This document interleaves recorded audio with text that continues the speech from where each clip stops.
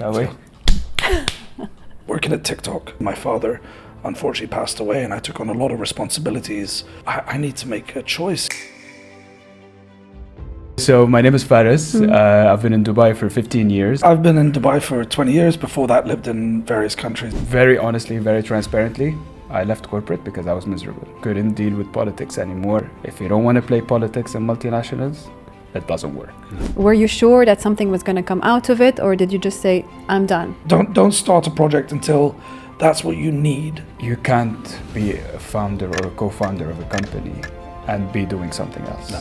It eats your life away. We don't want to plan for issues. We want to prepare to be resilient and agile. Fluuky was the closest to my heart. The idea came from the simple concept of how to get people to do good.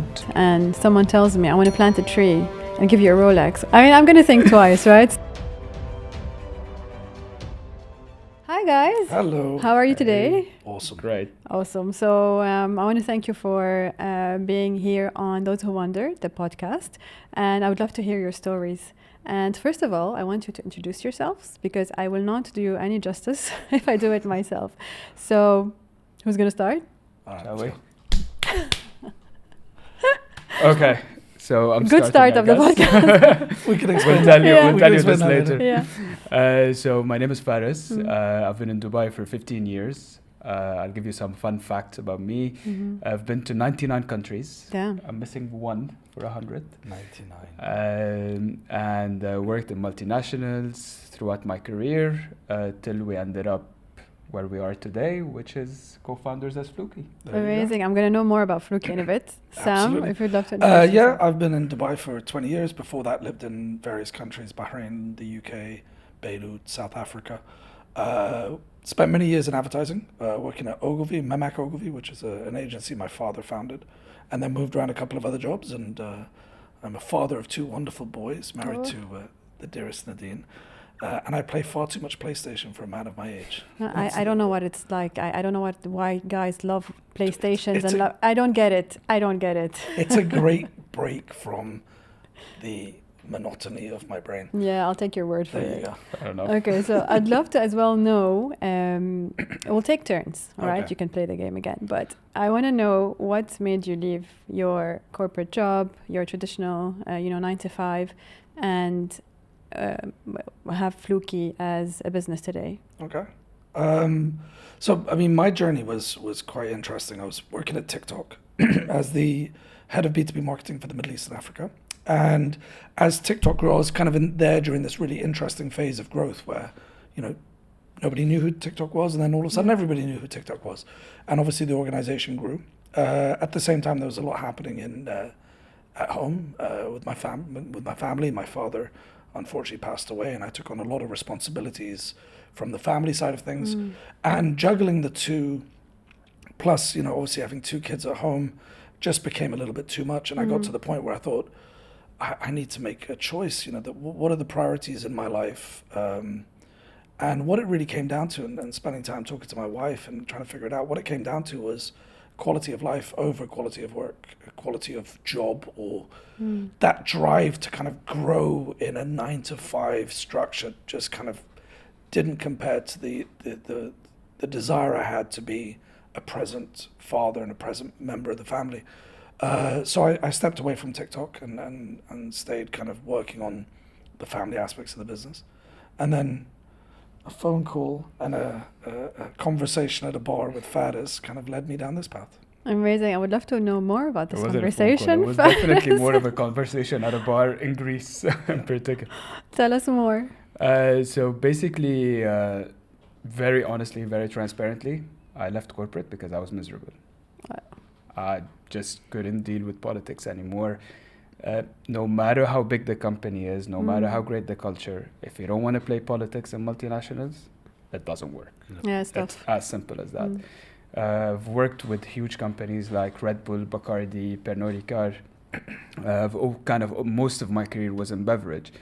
But it got to a point in my life where this wasn't what I wanted. One, from me as a person and as a husband as well, because I think the last couple of years of my career took a big toll on my relationships with my friends and with my wife. And I think the push was when my wife told me I prefer to be with an unemployed, happy husband than an employed, career ladder, and miserable one. Yeah. So that was the words that kind of pushed me in that direction. Left corporate. By the way, I left corporate after the bar conversation. Not Really? before. And nothing had been going on since then. No. So you just left because you were miserable. Yeah, it's just I was done. I was Nice. done, and I wanted more out of life. I knew that if I put the same amount of time, same amount of effort into anything that's mine, it will have to work. Yeah. And to that, I think the most interesting part I feel with everyone leaving their job without having any backup, any plan B, is just, what do you have in mind once you leave? Are you taking a break? Did you have an idea? I know you guys talked about it in a bar. We'll get to what Fluuky is in a bit. But were you sure that something was going to come out of it? Or did you just say, I'm done. I want a break.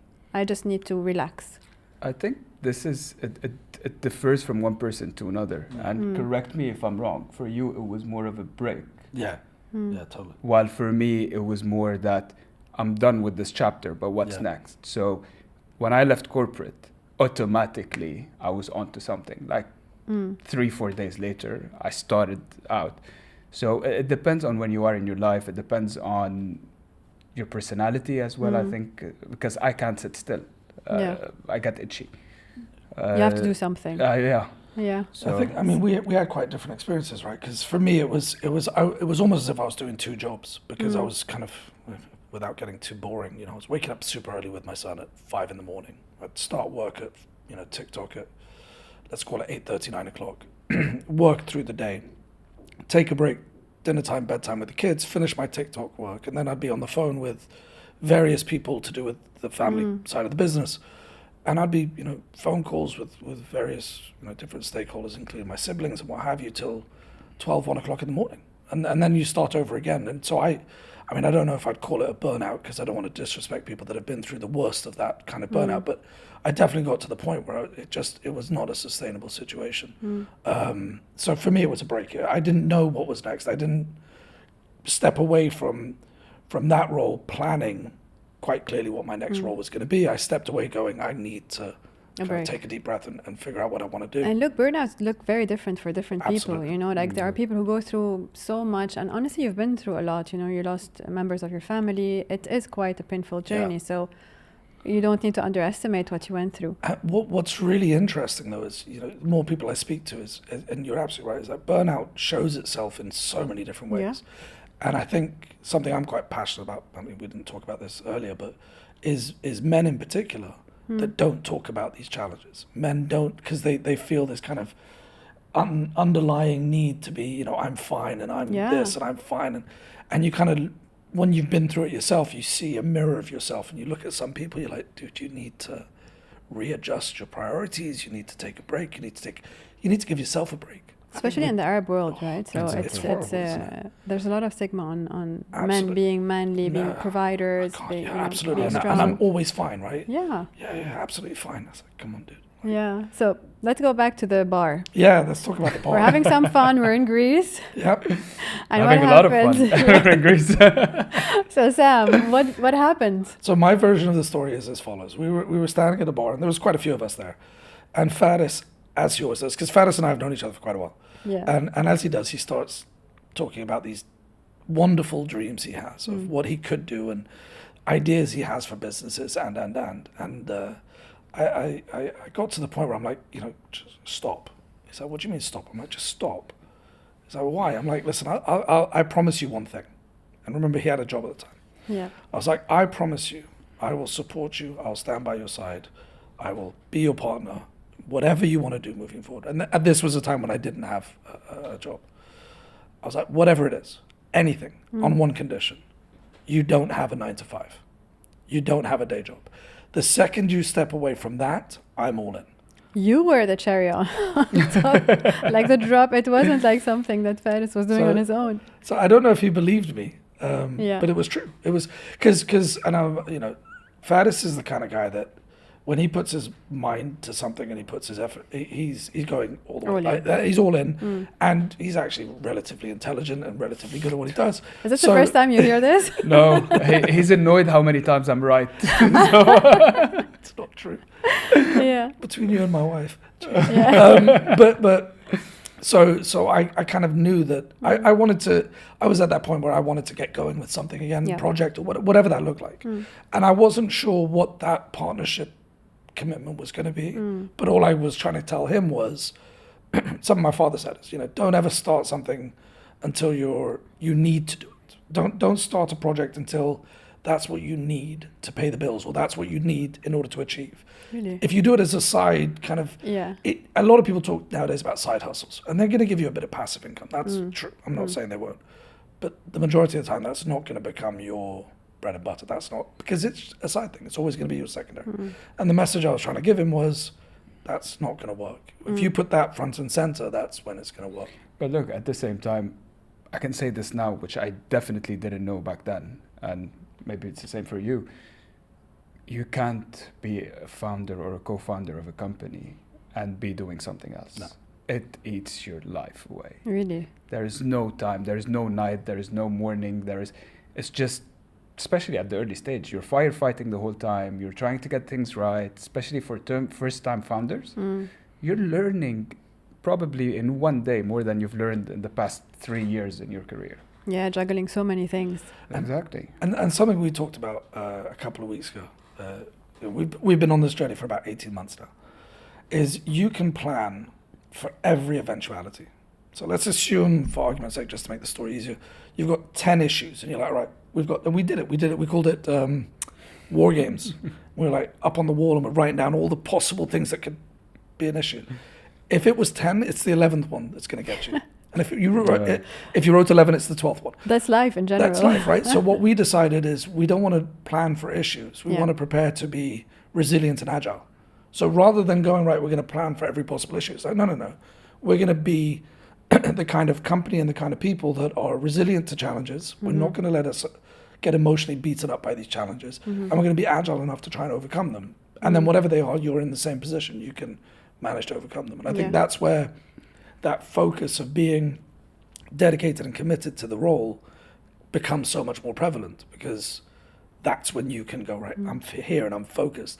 And then the other side of it is, vast majority of us need investors to get our businesses off the ground. Yeah. So imagine you go into an investor, you're like, listen, I'm a really, successful person at banking or at whatever, insurance sales, whatever that looks like. And I work from 9 till 6, and then I go home. And then I'm going to worry about taking care of your money. Yeah. It's not going to fly. I don't think that's Even for you. I don't think it's going to fly, right? Like, it doesn't sound great. It's not a good story. Yeah. So how did you guys come up with the concept? So I think, Faris, you can take this one. Please tell me more about how you came up with this concept, both of you. So I've always had so many ideas growing up, basically throughout my past few years. Yeah. And there's quite a few of them that I saw that actually came to life by different founders that had similar ideas and did super well. Fluuky was definitely one of them. There's another folder sitting on my computer on a hard disk that has probably around 50 business plans for 50 different ideas. But Fluuky was the closest to my heart. The idea came from the simple concept of how to get people to do good on a regular basis, and my passion for watches.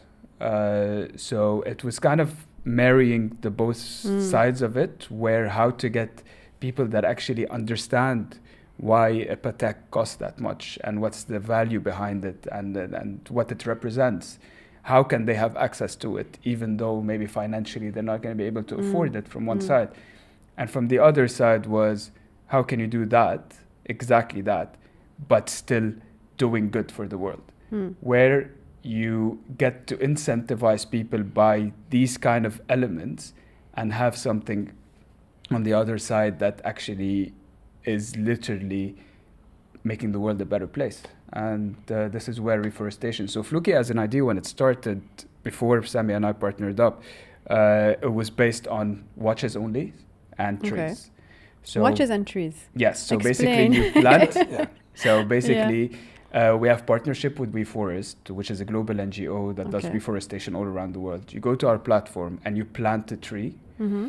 And we can talk about why we forest later on, Yeah. because there's quite a few elements to it. Mm. But by planting the tree, you are entering into a draw to win a luxury item. Initially, the idea was to just get into a watch. Later on, it actually developed into more of luxury that include man and women items and so on. So a bit of everything. Yep. Interesting. As long as it's luxury and aspirational. Yeah. So, Sam, when you heard this idea, if I hear that and someone tells me I want to plant a tree and give you a Rolex or whichever it is, I mean, I'm going to think twice, right? So, what did you think about it? Look, I thought the idea was, I found it interesting for various reasons. I think the first thing that really caught me was people today struggle with the concept of doing good. They struggle with the concept of sustainability. They struggle with the concept of giving back to the world. And it's not coming from a bad place. It's coming from a place of, we all have enough challenges. We've all got enough concerns in life. We've all got enough expenses in life. We've all got enough. That's the first thing. So why do people kind of retract from it? I think the second thing that interested me on that sustainability side of it was knowledge. The simple one, and I know a lot of your listeners are going to go, I know the answer. But, when you throw a can in a recycling bin, do you really know what happens next? Do most people really understand the full process? Mystery. It's a bit of a mystery, right? Exactly. Whereas that if you plant a tree, you've planted a tree. You kind of get the concept of the tangibility that I've done one good thing and I can be quite proud of that. And the third thing from the sustainability side was, what is my little impact going to do? And this was, I lived in this zone of like, okay, yeah, I could, but, Nike's planting, I don't know, 10 million trees a year or whatever. Like, what are my 5 trees going to do? So forget it. And all these barriers to entry were just a bit too big for most people. And I know that there's, I don't usually like talking percentages because it's very difficult to calculate, but there's a tier of people that are really passionate about sustainability and good for them, right? And they're converted and they live their lives in a certain way. What we're trying to do is motivate the rest of them to do more, just a little bit more. And it's a big chunk of the world, right? If we can get, what me and Faris daydream a lot, I was like, imagine we get everybody to do it once. 100%. Everybody bought one tree. Yeah. One entry. In the world. Everybody. Every person in the world. Yeah. You fix the problem, right? Yeah. So that's from that side of it. From the luxury side, I think, especially living in this part of the world, there is this massive aspirational side of things, right? There's this whole thing about, I would like to get to the point that I could, So we're playing on kind of people's desire to have a little bit more in the world and not feel guilty about wanting to achieve that. And then the other side of it, kind of marrying the two, is that there's a huge debate, and some people agree with it, some people won't, that luxury is considered sustainable. You're not going to throw away your Patek. You're going to pass it on to your kids. Yeah. You're not going to throw away your kind of luxury handbags.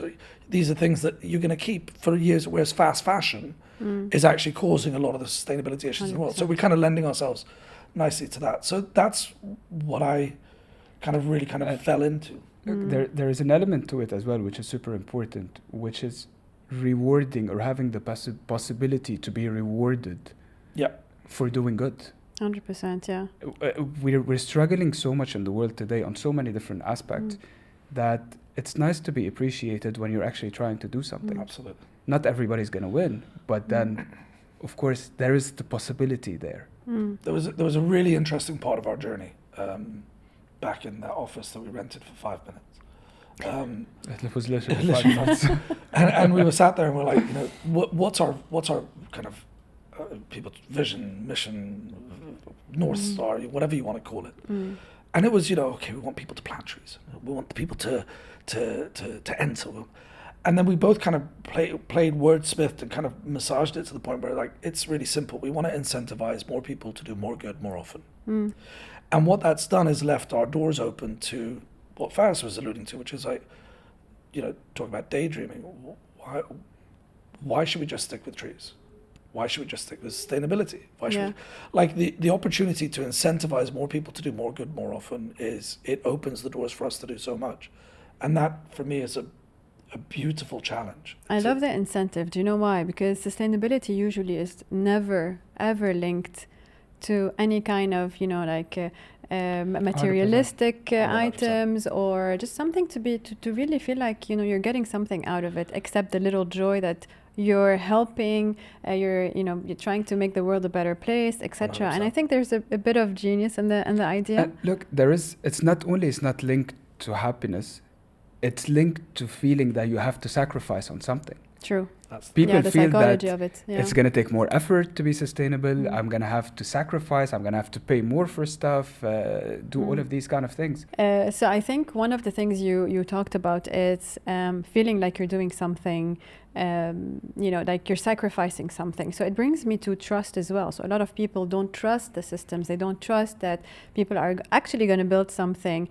I was trying to create actually a similar, not with the trees, but something to do good in the world around maybe 20 years ago in Lebanon. And one of the things that people have said is that you need to partner up with a specific NGO, with a specific X, Y, and Z, so that people trust you, and so that we are sure that this money is going to the right place.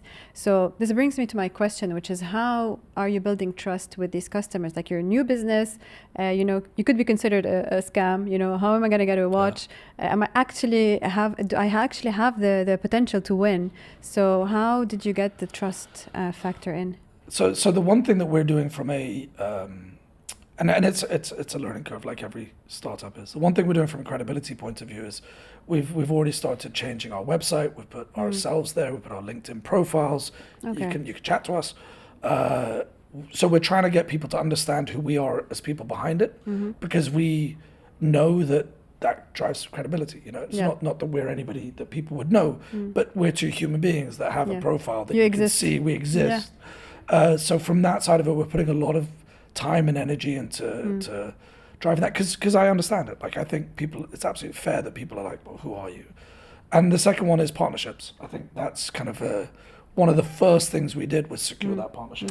So this actually gets to what we were talking about WeForest. The reason why we picked WeForest in particular was that it is literally one of the biggest NGOs in the world. They're fully transparent. They're super high tech. And so we're able to integrate it automatically with our system. So whenever you plant a tree, an order is being sent on the spot to WeForest to actually plant your tree. And you can even go to their website, or through the certificate that you receive. If you press on the link of the coordinate, it will show you the area roughly in 1 square kilometers by satellite images of where your tree is going to be planted. I can see my tree. You can actually see your tree. Can I see it grow? Well, yeah, fundamentally, check in. That's we joked about Fluuky Forest, right? Because it's all in the same area. So we're looking forward to the day when we can look at it and go, oh, it's green and it's full and it's populated. Let's find another area with WeForest that we can grow. Absolutely. Because the thing is, it does get updated on a monthly basis. Yeah. So the images that you receive from the satellite are updated on a monthly basis. So you see it growing slowly. That's amazing. And this is why we picked WeForest, even though maybe from an economical point of view or a business case point of view, it wasn't the most convenient, let's say, but we really wanted to show our transparency, and we wanted to partner up with a reforestation partner that takes our values in, and we have alignment and we understand each other and we're working towards the same thing. This was from one side, and then from the other side, we're actually a Bahraini-based company. Okay, yeah. And our partnerships with the Economic Development Board of Bahrain, with the Ministry of Commerce in Bahrain as well, they're auditing everything that we do. They are part of all the draws that are happening. So on any draw that we do, it's going to be live. Oh, perfect. There will be a representative from the ministry attending the draw. And we are using random draws, which is it's actually based in Australia, and it's certified by the Australian government. So the draws are really random. Yeah, the trust factor is there, credibility is there.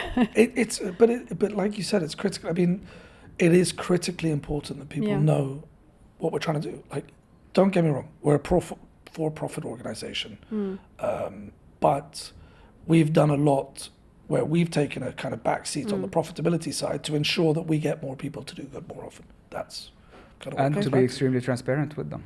Yeah. Agreed. So you talked about Bahrain and you talked about the area of planting these trees. So are you guys planting trees globally? Is it in a specific country? Are you working in the area as well? So currently, as of today, we are planting in Zambia in Copperbelt, which is one of the main programs of WeForest. WeForest at the moment, I think they have around, if I'm not mistaken, 7 or 8 programs around the world, starting all the way from Australia to the rainforest in Brazil. Nice. We started with one program from the tech point and to start small and grow with it. We are looking at growing with WeForest to offering more of their programs. And we are already looking and in talks of giving a solution where we can actually plant in the region here. So exactly. Nice. So if you're in Saudi, hopefully one day you're going to be able, in the near future, you're going to be able to pick Saudi and plant in Saudi or Bahrain or even UAE. I love this. Okay, so guys, going from corporate to a whole other world of trees and watches. Like, I know you know watches, but you know, it's a whole different ballgame and it's a whole different lifestyle, etc. So I want to know, so shifting from that world where you go to your office, you're told what to do basically most of the time. You know, you have a specific thing that's required, to juggling and wearing multiple hats. How do you cope? And how did you actually transition to doing something that's completely out of your comfort zone and industry? I don't think we finished the transition. I don't think we finished it. I don't think you ever do that. It is a journey, but there is a point where you're like, okay, I'm learning things. Fine. I won't be facetious. I'll answer your question. You have to answer. I have to answer your question. Okay. For me, it was a case of understanding that I don't know anything about any of this. Okay. And accepting that and going, right, either I'm going to put in the work to learn it. I have an amazing partner who we actually complement each other quite well.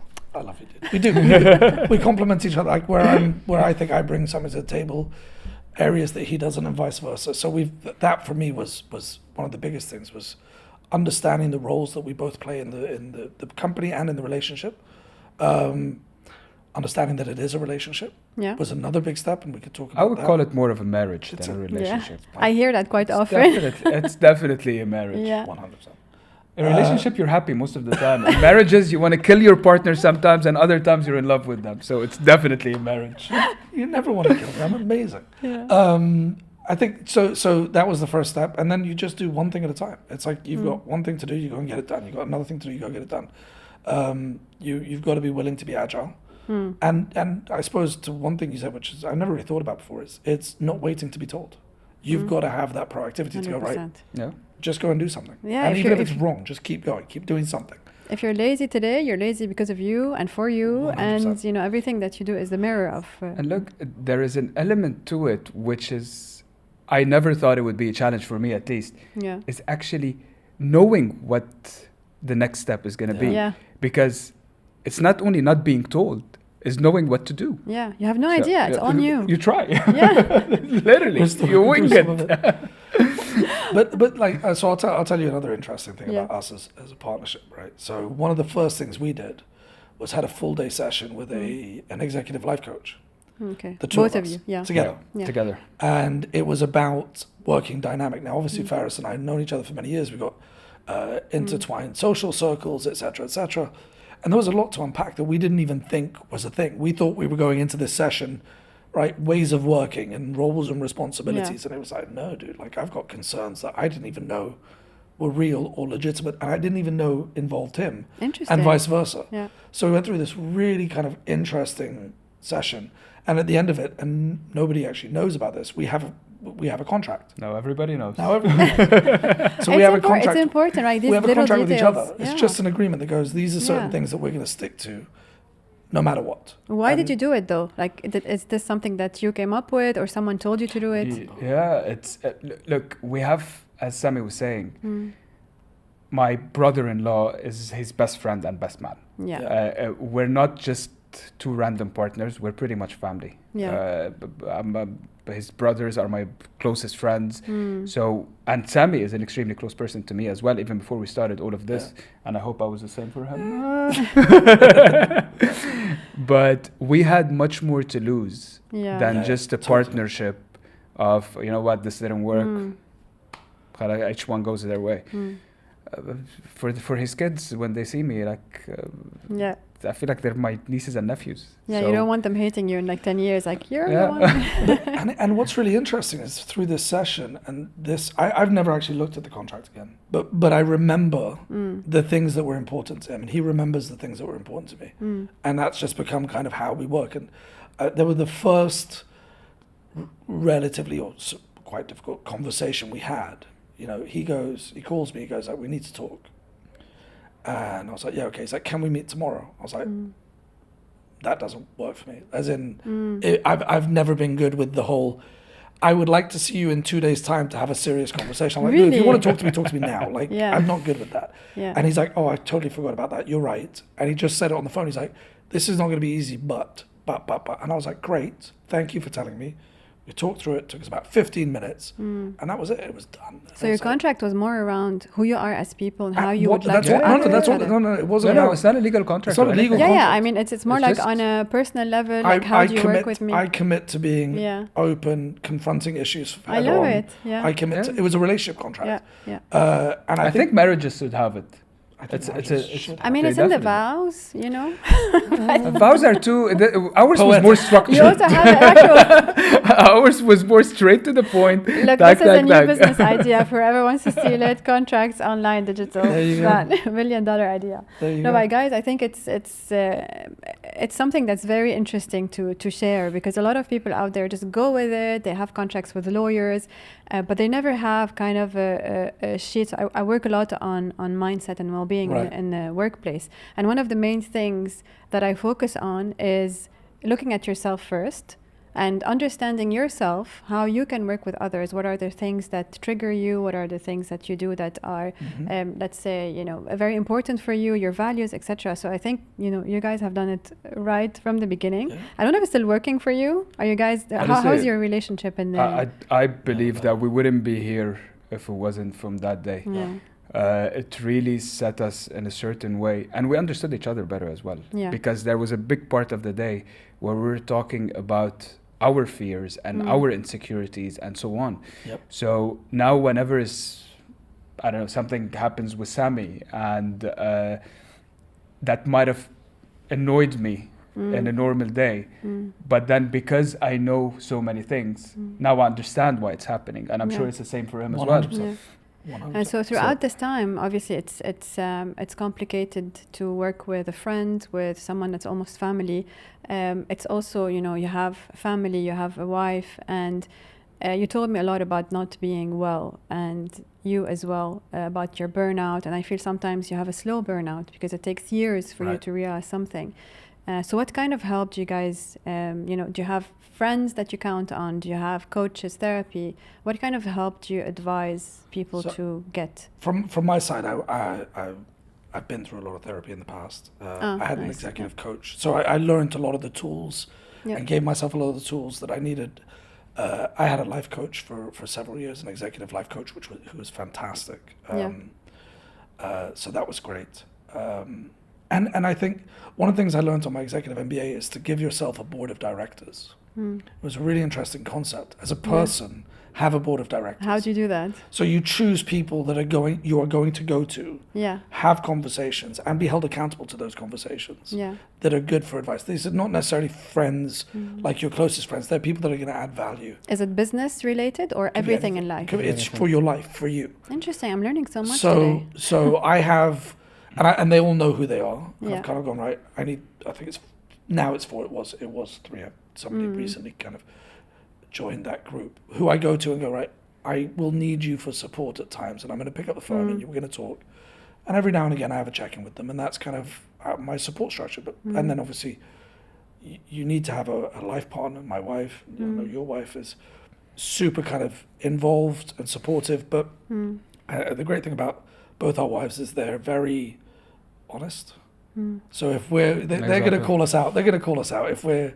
You know, Isn't every wife? Yeah, it's great. So I think having that support structure, but also what I wanted to say was the big thing is giving each other a break, as in cutting each other some slack. You know, we've been like working together for a while now. We've both had bad patches. We've both had phases where something outside of Fluuky is challenging or tiring, And rather than try to push through it and, it's a slow burnout, he'll call me and be like, dude, I'm offline for 2 days. Like, if you need me, call me, but like, I just need to step away for 2 days. It's like, great. And vice versa. And I'll be like, I need this afternoon. He's like, what are you going to do? I'm taking a nap. Yeah. Great. I love this for you guys. Yeah. But it works. I mean, yeah. When we started this, a lot of people were against the concept of co-founders, co-CEOs, based on history and based on I don't know what, even though there are some really successful companies that have co-CEOs. For us, it worked super well. There was several aspects to it. One, that our set skills are quite different. Yeah.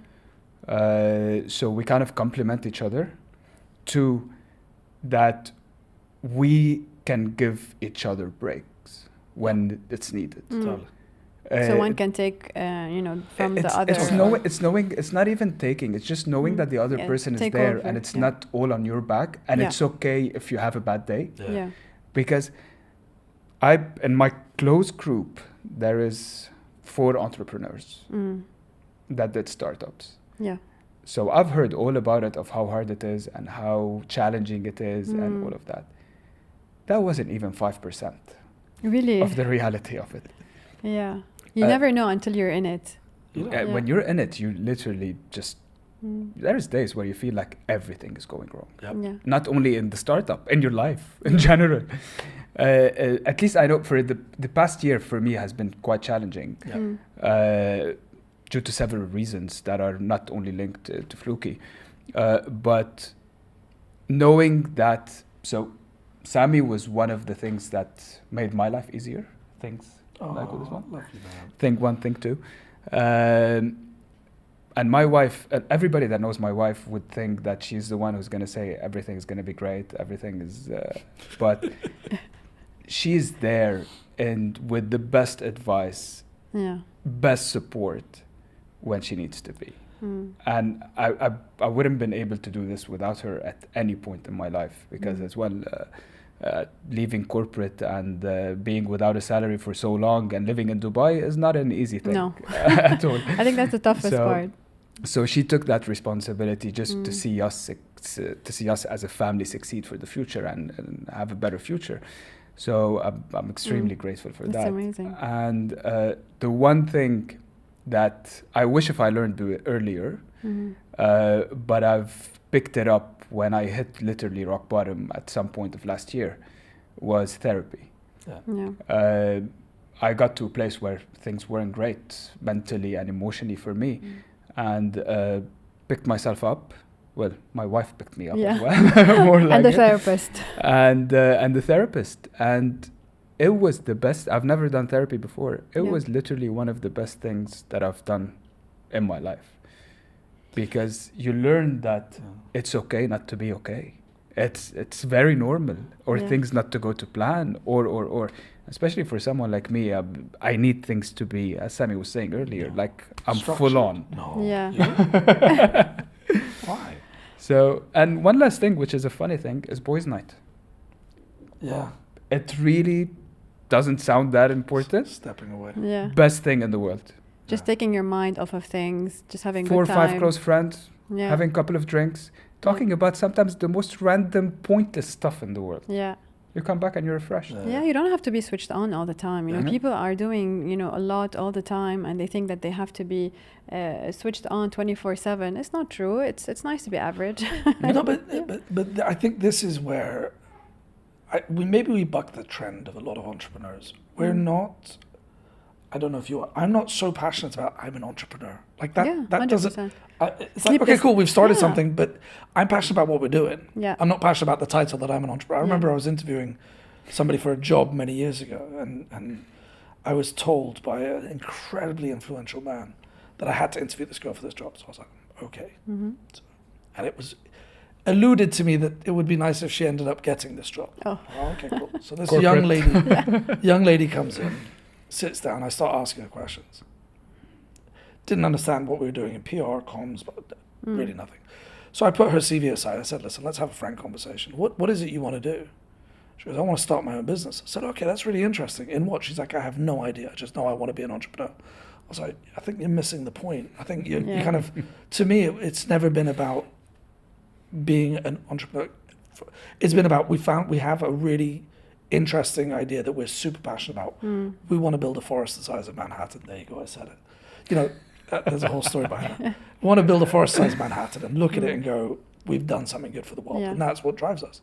I think as well, as you grow older, there's more need for impact because you feel like you've worked all your life, and sometimes it's a bit worthless, you know, like what have I done? 100%. These ideas come, I think that, I don't know if it's age, but they do come at a later stage in your life. This is literally, what you said now is what I went through for the last 2 years of my career. Yeah, slow burnout. It's just, okay, great. Yeah, going up the corporate ladder, About getting it. a promotion, getting a raise. Yeah. And then what? Exactly. I'm going to come and go and then just nothing. That's it. Exactly. Sold alcohol to people. Instead of killing people, we're just now foresting. Yeah, totally. Yeah. But I'll tell you, sorry, just going back to one last thing. The other thing that worked in our partnership was paper, rock, scissors. Oh, yeah.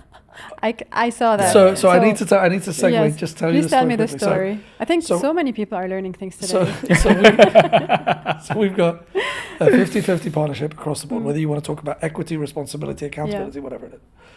And so everybody was like, this is a bad idea. And now it's a brilliant idea. This is great. And what we've agreed on, I think it was like day 2 or day 3, was if we disagree on something, it's paper, rock, scissors, and the winner decides. Okay. And there's no discussion. Disclaimer. It's not for everything that we do in life is rock, paper, scissors. No. Like we really need to sit down, converse, and if we really can get to a point where there is nothing that worked, that's what, and I think it's happened twice. I think it's a great business advice. But I tell you works. what, a lot of people laugh when I first tell it. But when you think about the underlying message that we're sending each other, it actually works. It's trust. Yeah. You have the best intentions of Fluuky at heart. Exactly. I have the best intentions. I trust that you're going to make a great decision.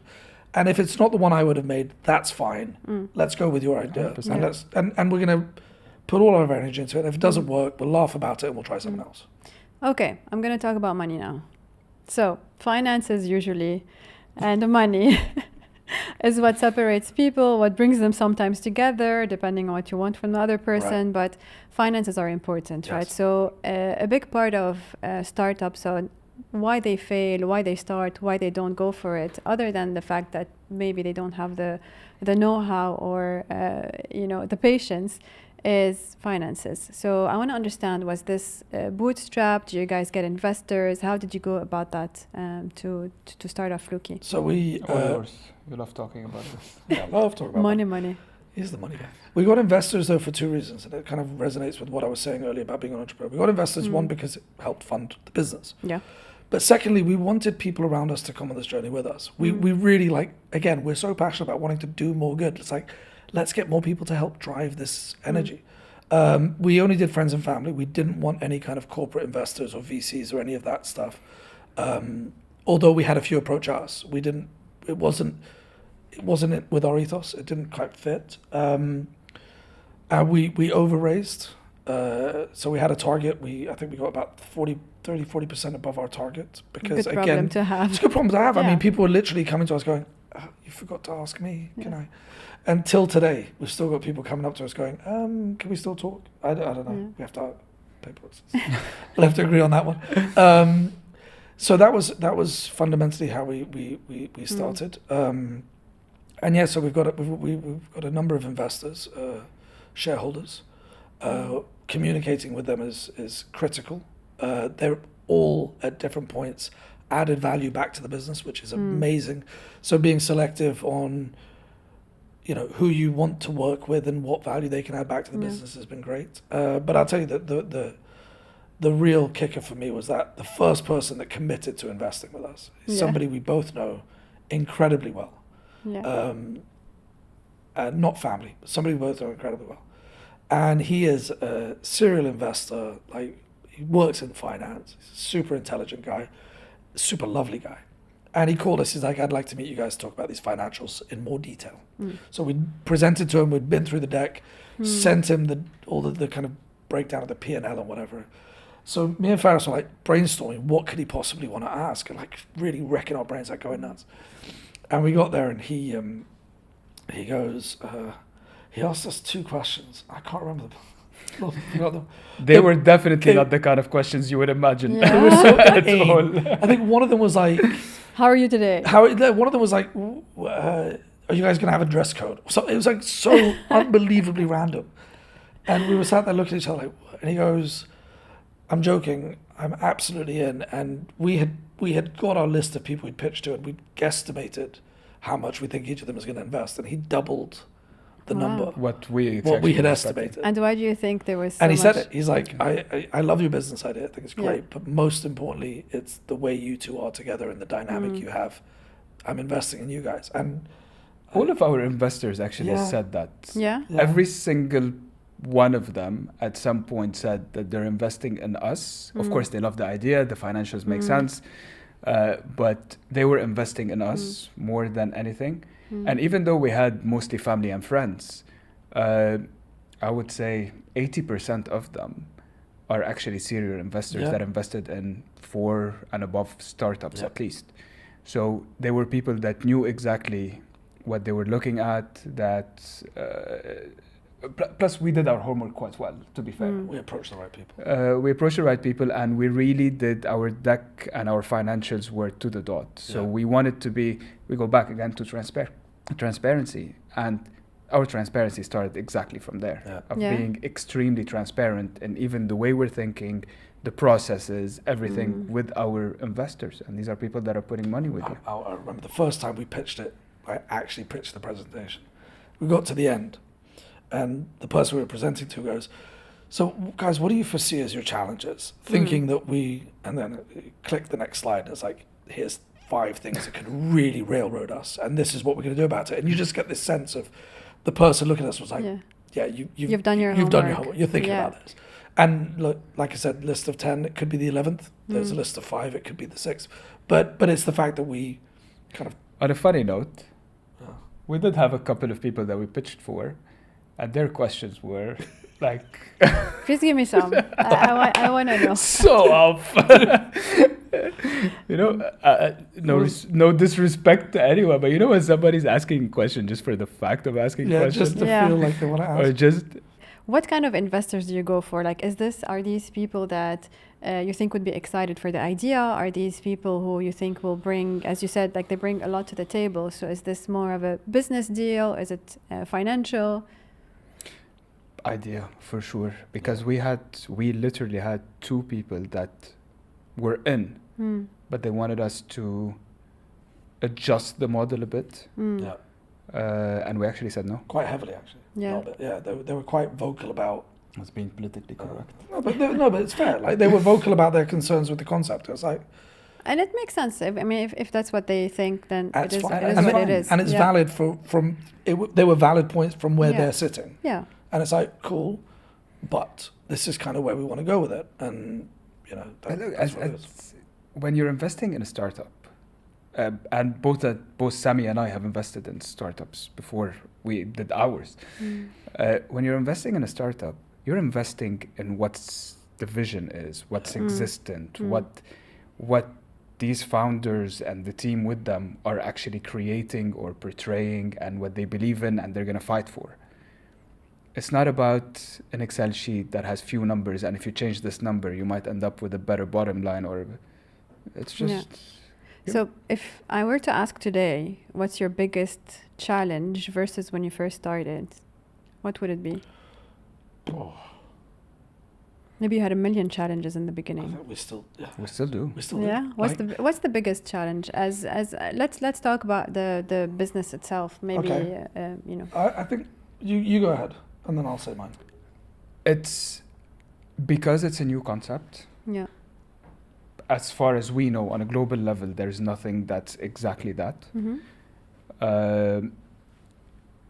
We sit in a gray area, which have caused us quite a lot of challenges throughout the past 18 months. Really? How so? Like, grey as an industry, or Yeah, grey as just a concept?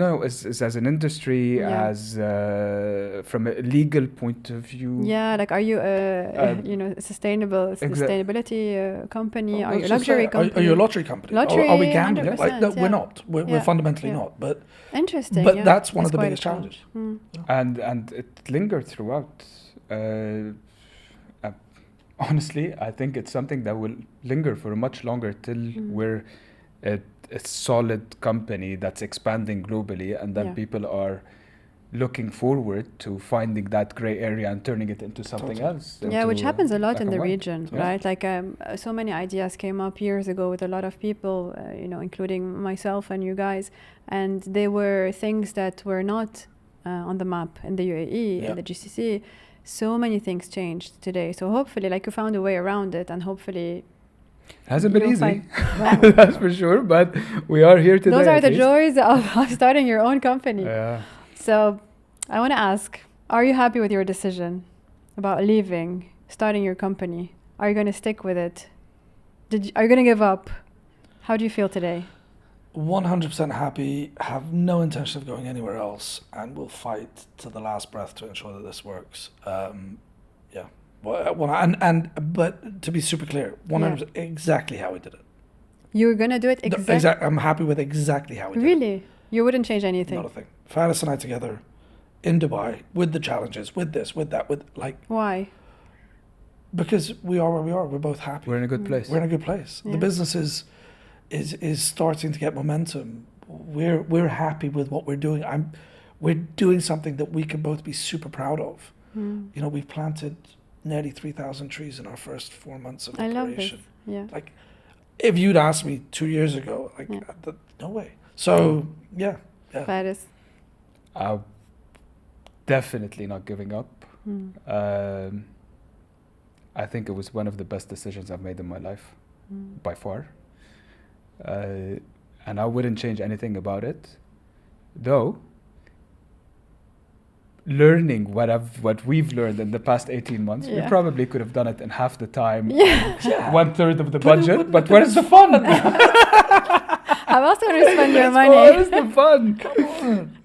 The sleepless nights and the stress. Honestly, it's more fun when you're with a friend, right? Totally. Like, if you're with a partner, you don't get along, and if there are just like contracts between you guys, I think the fun part is just doing it together. Oh yeah, big time. And being able to make fun of each other along the way. 100%. Which is literally our daily routine. It's the best thing. Nobody should take themselves that seriously. We have honestly. a scheduled call once a week, half an hour, just to take the mickey out of each other. I love this. That's great. Everyone, Again? if I hadn't said it before, everyone's learning something very valuable today. Guys, thank you so much. Now, before we go, we have these cards in front of us from Esther Perel. She's a psychotherapist, so more therapy, but just for 5 minutes. So I want each one of you to pick a card, and I want you to shuffle them because I saw them look at them before. All right. And you can give half to Sam. Okay. All right, let's share. Oh, you're actually going to do a proper shuffle. You could have just mixed them a little bit. Here you go. No, let's play it proper. Okay, you go on. You go ahead. I shuffle. I trust you. Go ahead. Cut. I'm taking this. Yeah, Sam. So I have to... Who starts? All right. Really?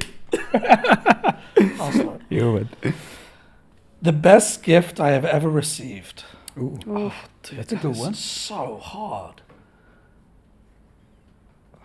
Best gift I've ever received.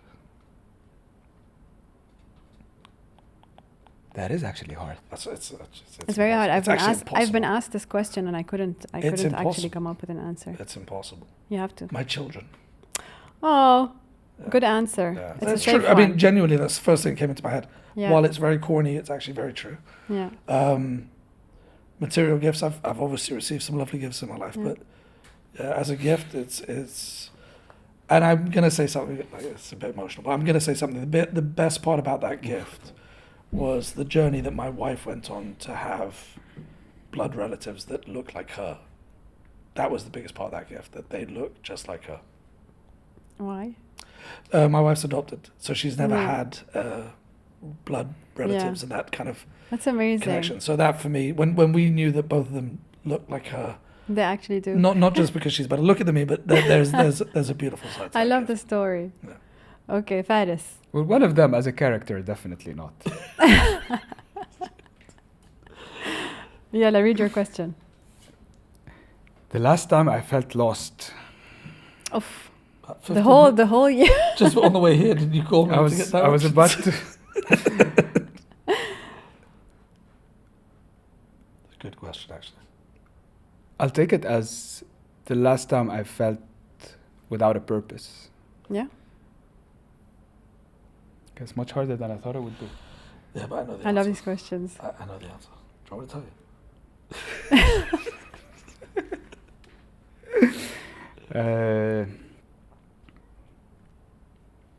September last year, Okay.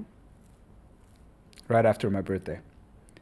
So we went, my wife works in fashion, so every Paris Fashion Week, we go to Paris, and usually it's over my birthday. And this year, it was a very special week because my brother-in-law proposed to his girlfriend, and Sami and Nadine came with us on that trip, and it was the first time they travel alone since they've had That's not babies. even good. So it's been quite a while. It had been a minute. But then I came back from there, and there quite a few things were happening before that kind of built up, and was the first time in my life that I really felt that I was completely lost. And my friends make fun of me because I'm usually the positive, happy, hyper person, and I've had a week of being completely the opposite of that. It wasn't great. Is it business? You were still in your job? Is it? No. I was to Fluuky. We started. Fluuky, We haven't launched yet, but we've been working on it for almost a year. That's when you started therapy? That's when I started therapy. Okay. Was having a bit of health problems, personal problems. Things were just piling up, and never took the time to process them. And I don't know what point, like why that right after that trip, landed in Dubai, and it just collapsed. Yeah. And that was the first time in my life that I collapsed. And it wasn't Well, great, it got you to where you are today. Absolutely. 100%. And I think all your journey is amazing. And I want to thank you so Thank you. much. This was fun, actually. This is good. Thank you, You guys. should do it again. Part 2 coming Part 2. soon. Thank you so much. Thank you We'll so tell you about much. the Thanks, expansion of Fluuky. Yeah, totally. Thanks, Thank guys. you for having us, Naila. It was a Thanks. pleasure. Thanks.